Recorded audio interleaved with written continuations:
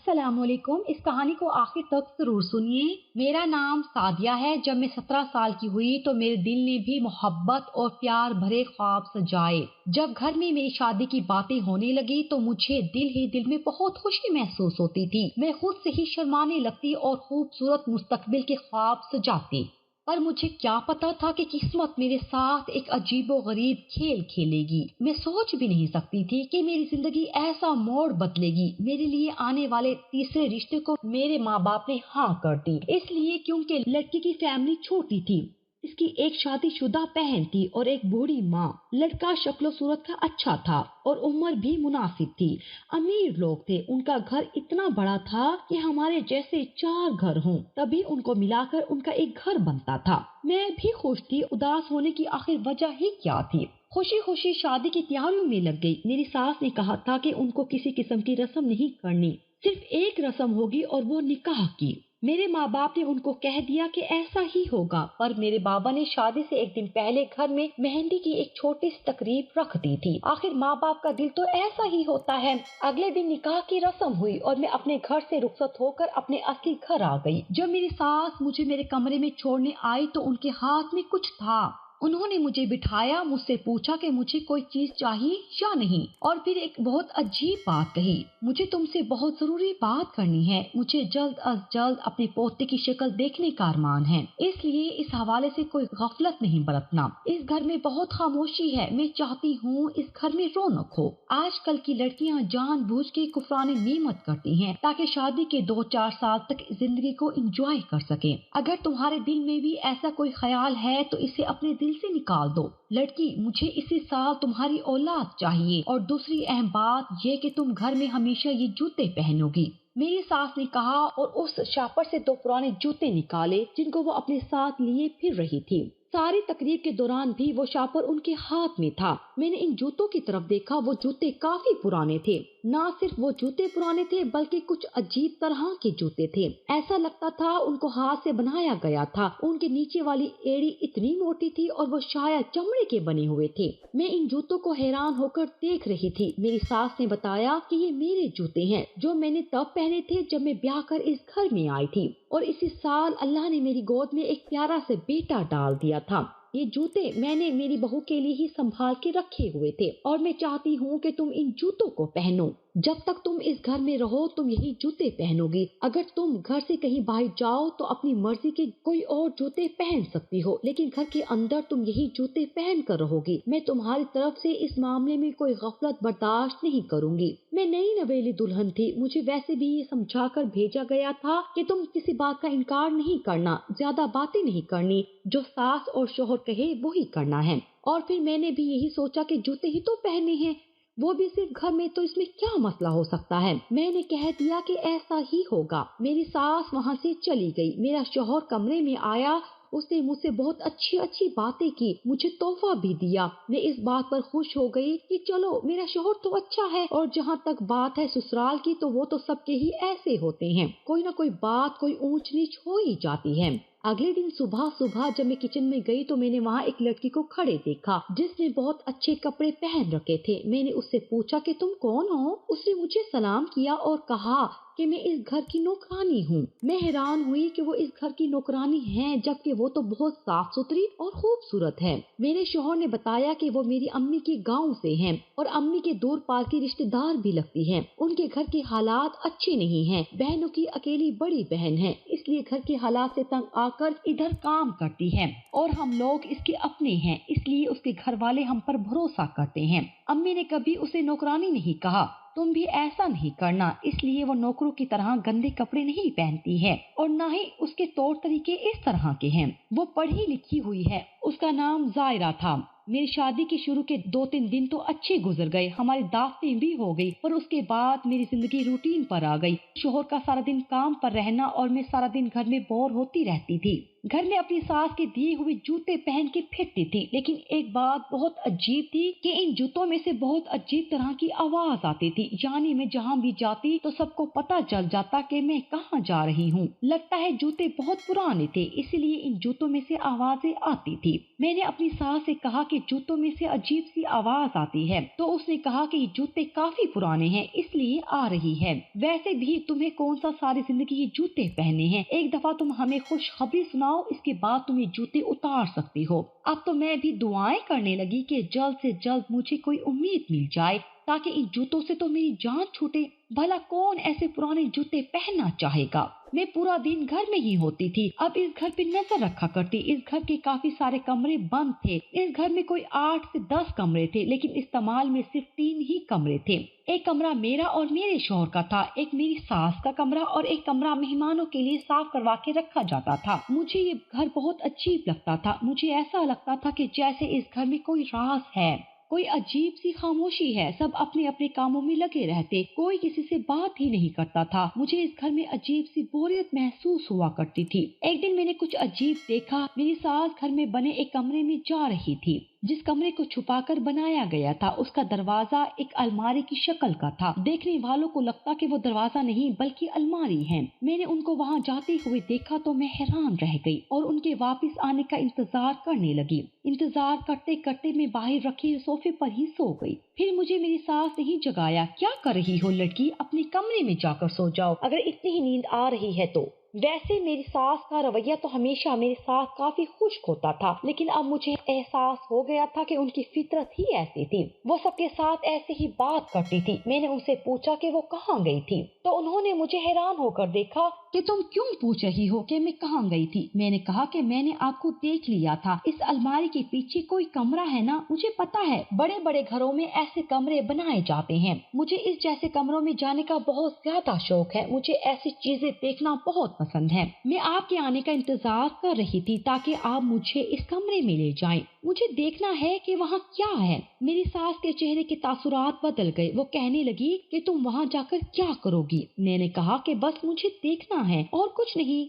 लेकिन इस कमरे में तो देखने के लिए कुछ भी नहीं है, वो कमरा तो बिल्कुल खाली है।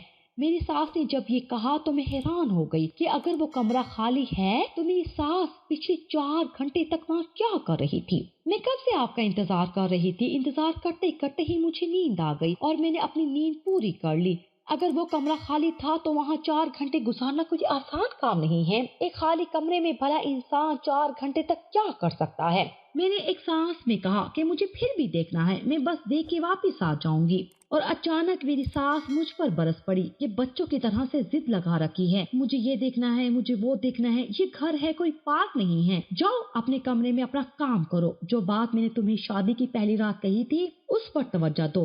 खुद बच्चों वाली हरकतें करना छोड़ दो। शादी हो गई है अब तुम्हारी, होगी तुम अपने माँ बाप की लाडली बेटी, पर बहू हो मेरी और ऐसे ही पेश आओ। मैं तो हैरान और परेशान रहेगी कि मेरी सास ने मुझे इतनी बुरी तरह डांट दिया, वो भी इतनी छोटी सी बात पर। मैं अपने कमरे में आ गई। मेरा आज मूड बहुत खराब था। शाम को मेरा शोहर आया तो मैंने उसे सारी बात बता दी। क्या हो जाता अगर मुझे कमरे में जाने देती, तो मैंने क्या वहाँ से कोई चीज उठाकर भाग जाना था। मेरे शोहर ने कहा कि वो उनका कमरा है, उन्होंने वहाँ कुछ किताबें और कुछ चीजें सजा रखी हैं, वहाँ पर वो किसी को भी जाने नहीं देती। मेरी सास तो कह रही थी कि वो कमरा खाली है और मेरा शोहर कह रहा था कि वहाँ पर अम्मी ने अपनी चीजें रखी हैं। इन दोनों के बयान आपस में नहीं मिल रहे थे। मेरे शोहर ने मुझे बहलाकर बात खत्म कर दी। लेकिन इंसान की फितरत है कि उसे जिस काम से मना किया जाए वही काम करने के बारे में सोचने लगता है और फिर उसको करने के लिए किसी भी हद तक जा सकता है। मेरे दिमाग में भी ये बात खटक गई थी और अब बस मुझे किसी तरह ये जानने का भूत सवार हो गया कि उसके अंदर क्या है। लेकिन मेरी सास उस कमरे को लॉक करके रखती थी और दिन में 4 से 5 घंटे उस कमरे में गुजारा करती थी। और एक दिन मैंने एक और अजीब हरकत होते हुए देखी। मेरे शौहर ने कहा था कि इस कमरे में किसी को भी जाने की इजाजत नहीं है, पर जायरा इस कमरे में रोज जाया करती थी। अगर जायरा इस कमरे में जा सकती थी तो फिर मैं क्यों नहीं जा सकती थी। मैं तो इस घर की बहू थी। मुझे और गुस्सा आ गया और फिर से मैंने अपने शोहर के सामने ये मामला पेश किया। मेरे शोहर ने कहा कि वहाँ सफाई करने गई होगी। उसने फिर से मुझे मुतमईन कर दिया और कहा कि छोड़ो, क्यों तुम उस कमरे के पीछे पड़ गई हो, चलो मैं तुम्हें शॉपिंग पर ले जाता हूँ। और मैं समझ गई थी कि वो बात बदल रहा था। ایک تو میں ان جوتوں سے تنگ تھی اور ان کے شور سے میرے سر میں درد ہونے لگتا تھا۔ میرا دل کرتا تھا کہ میں بیٹھی رہوں، نہ ادھر سے ادھر جاؤں اور نہ ان جوتوں کا شور میرے کانوں میں سنائی دے۔ لیکن میں سارا دن گھر میں بیٹھ کر بھی کیا کر سکتی تھی؟ تھوڑی بہت چہل قدمی میرے لیے ضروری تھی۔ میں ایک جگہ پر نہیں بیٹھ سکتی تھی۔ بس آج بھی اسی طرح ادھر سے ادھر پھر رہی تھی کہ میں نے پھر سے کچھ دیکھا۔ میں نے دیکھا کہ ظاہرہ اسی کمرے سے باہر نکل رہی تھی اور اس نے کالی چادر میں کچھ چھپا رکھا تھا۔ میں اس کے پیچھے تھی لیکن اسے احساس نہیں تھا۔ وہ کالی چادر میں کچھ اٹھائے ہوئے گھر سے باہر نکل گئی اور باہر پہلے سے ہی ایک رکشہ موجود تھا جس میں وہ بیٹھ کر وہاں سے چلی گئی تھی۔ میں حیران تھی کہ آخر وہ کیا چیز تھی اور پھر میں اس کا انتظار کرنے لگی۔ اس نے واپس بھی آنا تھا، وہ اسی گھر میں رہتی تھی۔ وہ واپس آئی تو تب بھی اس نے کچھ چھپایا ہوا تھا اور واپس اسی کمرے میں چلی گئی۔ مجھے یہ بھی پتا چلا کہ ظاہرہ شادی شدہ ہے اور اس کے 2-3 بچے بھی ہیں اور وہ اپنے بچوں کو اپنے شوہر کے پاس چھوڑ کر کام کرتی ہے۔ لگتا ہے وہ بہت مجبور تھی، نہیں تو اپنا گھر بار اپنے بچوں کو چھوڑ کر کون آتا ہے۔ ایک دن میرے کانوں نے کچھ آواز سنی۔ میری ساس میرے شوہر سے بری طرح لڑ رہی تھی۔ تمہاری اولاد کب ہوگی؟ 1 ماہ ہو گیا ہے، میری ساس چلائی۔ یہ غصہ کرنے والی کوئی بات نہیں تھی، 1 مہینہ ہونا کوئی گناہ نہیں تھا۔ آخر اتنی جلدی کس بات کی تھی؟ میرے شوہر نے بھی جواب میں یہ بات نہیں کی، وہ صرف ان کی باتیں سن رہا تھا۔ اس کو سمجھا دو کہ کوئی دعا ہی پڑھ لے، کچھ تو کرے۔ اگر اس کے ہاں اولاد نہ ہوئی تو میں اسے گھر سے نکال دوں گی۔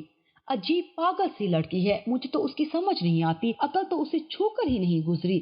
چھوٹے بچوں کی طرح حرکتیں کرتی ہیں۔ میں حیران رہ گئی کہ اگر میری اولاد نہ ہوئی تو یہ مجھے اس گھر سے نکال دے گی۔ میرے بارے میں ایسی سوچ ہے ان کی، اس کا مطلب وہ اچھی انسان نہیں تھی۔ اب مجھے میری ساس سے نفرت ہو گئی۔ مجھے غصہ آنے لگا کہ میں نے کچھ کیا بھی نہیں ہے، پھر بھی وہ میرے بارے میں ایسا سوچتی ہے۔ میں نے ارادہ کر لیا کہ جو کچھ بھی چھپا رہی ہے میں سب کے سامنے لا کر ہی رہوں گی، کیونکہ جس چیز کو چھپایا جائے وہ کوئی اچھی چیز نہیں ہوتی۔ میری ساس کا کوئی راز تھا جو وہ ساری دنیا سے چھپا رہی تھی۔ میں نے اب چیزوں کو بہت باریکی سے نوٹ کرنا شروع کر دیا۔ میں نے دیکھنا شروع کر دیا میری ساس ایک خاص وقت میں ہی ظاہرہ کو اس کمرے میں بھیجتی تھی۔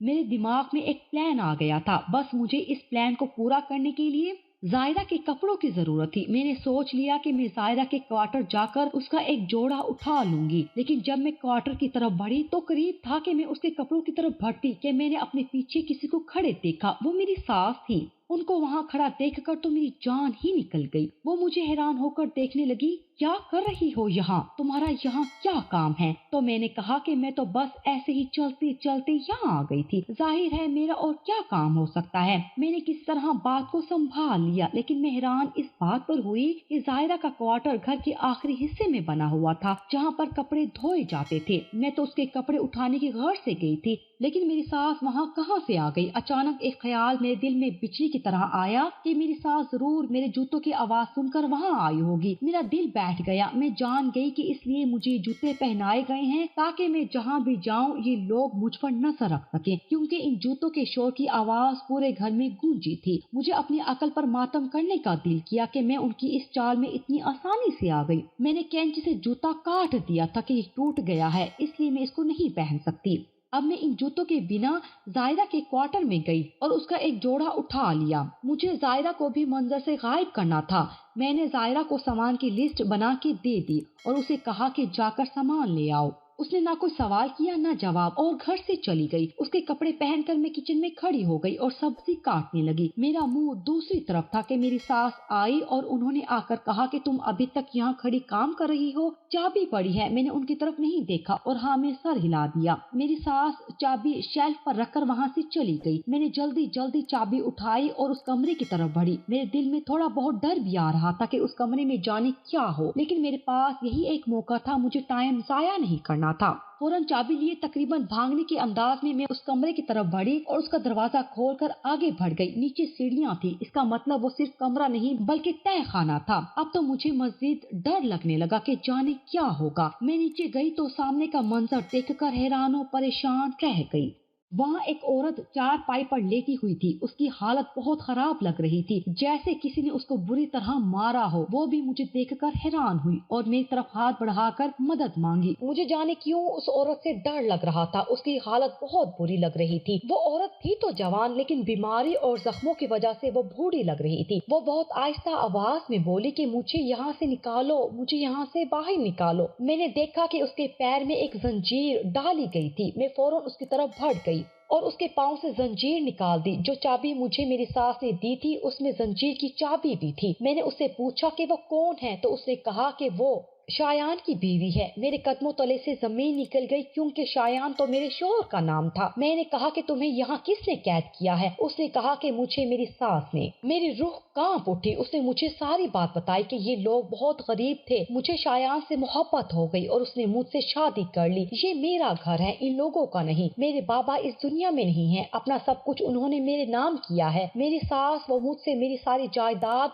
और ये घर अपने नाम लगवाना चाहती थी, और शायान भी उसी का साथ दे रहा है। लेकिन मेरे माँ बाप की वसीयत के मुताबिक वो लोग मुझे मार नहीं सकते, क्योंकि हर महीने मेरे दस्तखत होने के बाद ही उनको इंश्योरेंस के पैसे मिलते हैं। और मेरे माँ बाप की वसीयत और इंश्योरेंस के मुताबिक दुनिया में मेरी और शायान की औलाद आएगी तो मेरी सारी दौलत मेरी औलाद के नाम हो जाएगी। लेकिन डॉक्टर की रिपोर्ट के मुताबिक मैं माँ नहीं बन सकती। अब सारी कड़ियाँ मेरे दिमाग में जुड़ने लगी थी, इसलिए उन लोगों ने मेरी शादी शायान से करवाई और पहली ही रात मुझे औलाद पैदा करने पर दबाव डाला, ताकि मेरी औलाद पैदा हो जाए और वो औलाद उस लड़की की औलाद कहलाए। सारी जायदाद उस औलाद को मिल जाती। ये इस लड़की को कभी नहीं मारते, क्योंकि उसके बगैर इनको पैसे नहीं मिल सकते थे। लेकिन अगर एक दफा मैं उनको औलाद पैदा करके दे देती तो फिर मैं उनके लिए बेकार थी। तब ये लोग या तो मुझे भी इसी तरह इस कमरे में बंद कर देते या फिर जान से मार देते। मेरे तो हाथ पांव फूल गए। समझ में न आया कि क्या करूं। इस लड़की ने मुझे कहा कि यहाँ से निकलना होगा।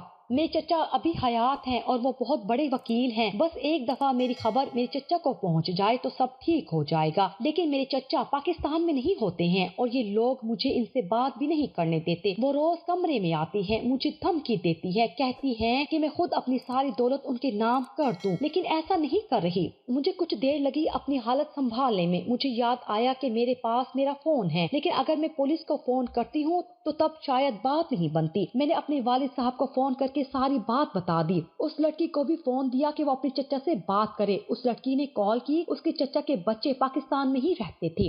उन लोगों ने भी कहा था वो वहाँ पर पहुँच रहे हैं। ये टाइम मेरे शोहर के आने का था। मैंने उस कमरे को अंदर से लॉक कर दिया, क्योंकि अभी बाहर जाना हम दोनों के लिए ठीक नहीं था। मैं रोने लगी कि मैं इस घर में कितने ख्वाब सजा कर आई थी। मेरा शोहर एक धोखेबाज इंसान निकला, मेरी सास एक जालिम औरत। मेरा घर तो बसने से पहले ही उजड़ गया। मेरी सास ने दरवाजा पीटना शुरू कर दिया कि बाहर निकलो, बाहर निकलो, लेकिन मैंने दरवाजा नहीं खोला। आधे घंटे बाद मुझे पुलिस की गाड़ियों की आवाज आई। हमें बचाने वाले आ गए थे। जब मुझे दरवाजे की दस्तक पर मेरे वालिद साहब और कमिश्नर की आवाज आई और उस लड़की को अपने कजन की आवाज आई, तो तब हमने दरवाजा खोला। बाहर आए तो पुलिस ने मेरी सास और शोहर को पहले से ही पकड़ रखा था। हमसे बयान लिया गया और हमने उनको सारी बात बता दी। वो लड़की अपने कजनों के साथ उनके घर चली गई और मैं अपने वालिद साहब के घर आ गई। मेरे वालिद साहब ने शायान से मेरी तलाक करवा दी। कुछ अरसे तो मैं यही सोचकर परेशान रही कि ये मेरे साथ क्या हो गया, लेकिन फिर ये सोचकर कि वो लोग मेरे काबिल नहीं थे और क्या पता कल को मेरी हालत भी उस लड़की जैसी कर देते, मुझे सब्र आ गया। अब वो लड़की हिना मेरी दोस्त है। मैं उससे इस घर में मिलने चाहती हूँ और ये सोचकर अल्लाह का शुक्र अदा करती हूँ कि मेरी जिंदगी में कोई बड़ा तूफान आने से पहले ही अल्लाह ने मुझे बचा लिया।